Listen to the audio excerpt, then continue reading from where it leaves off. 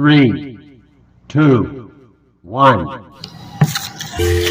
Hi guys, I am Joanna M. Galian, a Beribiti Ed student major in Food Service and Management. So before I am going to share with you what my content is all about, let me introduce first my co-members, Ranelyn Orbistondo, Ryan Consigna, Rosmi Pedra Blanca, and lastly, Christian Kim Sombilla. So for today's video, I and my co-members will going to share with you an important information of being a professional teacher and how they conduct herself or himself in the practice of his or her profession, together with the moral and ethical characteristics of being a professional teacher. So now, let's start the video. Before we proceed to the main point of this video, let us first understand what is profession, professionalism, teacher, and learner. So what do you mean by profession and professionalism? A profession is a disciplined group of individuals who adhere to ethical standards and who hold themselves out. And when we say professionalism, it is to conduct behavior and attitude of someone in a work or business environment. Each teacher, upon entering the teaching profession, assumes a number of obligations, one of which is to adhere to a set of principles which defines the professional conduct. These principles are reflected in the following Code of Ethics, which sets forth to the education profession and the public it serves standards of professional conduct and procedures for implementation. This code shall apply to all persons licensed according to rules established by the Board of Teaching. There are 5 principles of which defines professional conduct, but we are going to share with you only the 3 principles, which are: the principle 1 is the responsibility to the profession. Principle 2, responsibility for professional competence. And principle 3 is the responsibility to students. But before discussing this, let us first discuss the standards and professional conduct. So to widen up on our knowledge, Ranelyn Orbistondo will share to us the standards of professional conduct and the first principle which defines professional conduct. Hi everyone, I am Ranelyn Arbistondo from BTBT Food Service Management. So for today's video, I'm gonna share with you a brief information about the standard of professional conduct. And now, let's begin the standard of professional conduct.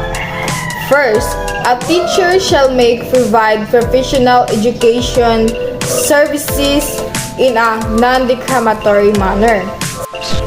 Moreover, another knowledge and information can we get is the principle 1, responsibility to the profession. So, the professional educators is aware that trust in the profession depends upon a level of professional conduct and responsibility that may be higher than required by law. This entails holding one and other educators to the same ethical standard.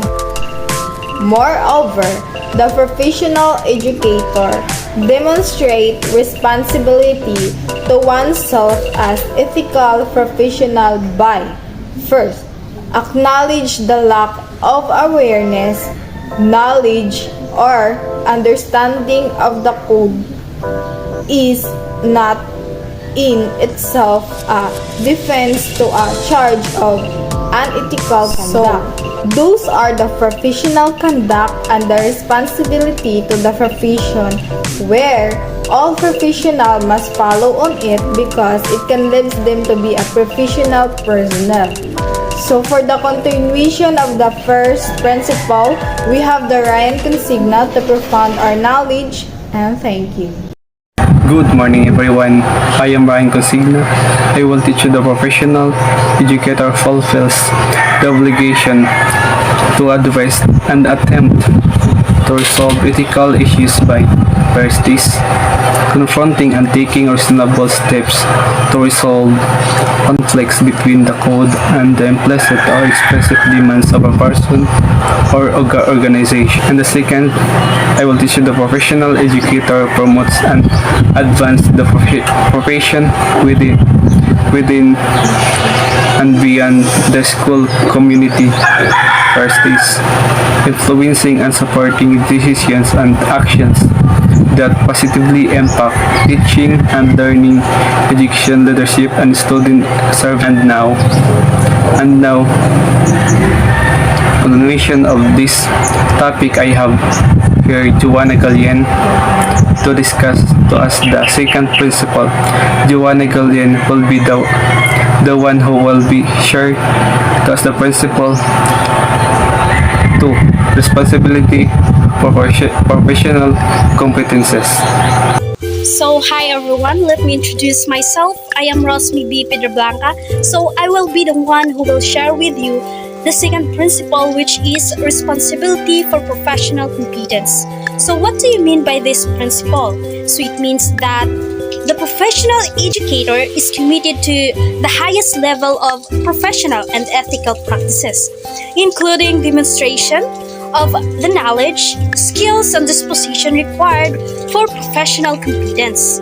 So under Principle 2, I will discuss the following. The first one is the professional educators demonstrates commitment to high standards of practice. First one we have here, incorporating into one's practice state and national standards, including those specific to one's discipline.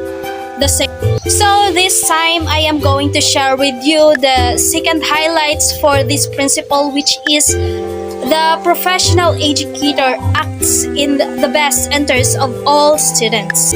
So what are the important information under the professional educator acts in the best interest of all students?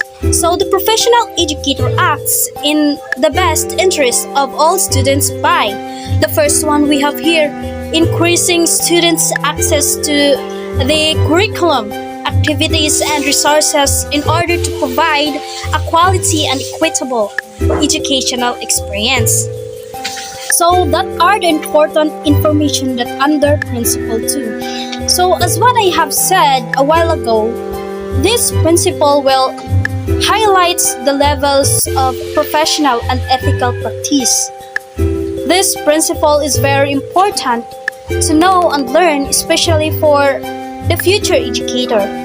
So that's all, and it is a great privilege to share with you this important information or this principle. I hope that you learn and gain knowledge. So without further ado, let's continue this video. I have here Christian Kim Sombelia to continue the third principle, which defines the professional conduct. Good day everyone, I am Kim Christian Sumbilia, and today I will be the one to discuss the educator's responsibility to students. So, the professional educators has a primary obligation to treat students with dignity and respect. Some of the professional educators, weigh on how they respect the right and dignity of students. So first is respecting students by taking into account their age, gender, culture settings, and socioeconomic status. I think that's all. So all of those I have mentioned are just a few responsibilities to students. And as a future educator or to all educator, always remember being a good educator is being a good example to students. That's all, and thank you.